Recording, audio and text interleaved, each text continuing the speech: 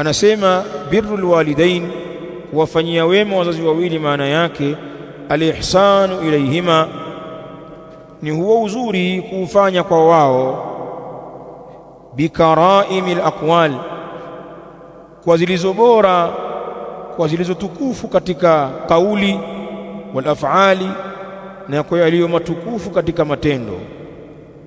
Useme nao wazazi wako kwa maneno matukufu mazuri, kadhalika uwafanyie vitendo vizuri.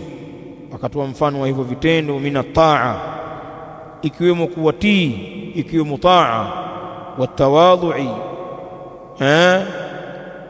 na kujishusha, ukawa ni mtu wa kujishusha na ukawa na unyenyekevu kwa wazazi wako.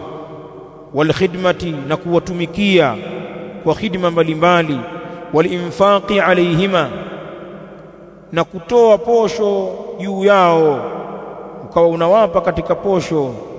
Isiwe mzazi wako au wazazi wako ni watu ambao unawapa ziada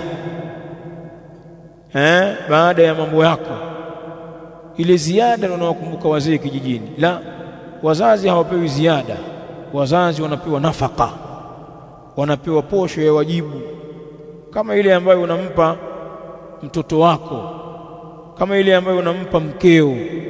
Allahumma, labda kwenye familia pawepo na watu waliobeba jukumu hilo, labda mko wengi, kuna ambao wameshayabeba hayo majukumu,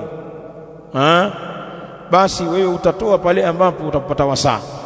Lakini hakuna ila wewe, alafu ukajifanya kwamba mke wako na watoto wamekula, alafu wazee wana njaa, unapata madhambi, kwa sababu wazazi wanahitajia nafaka, posho ya kudumu kabisa.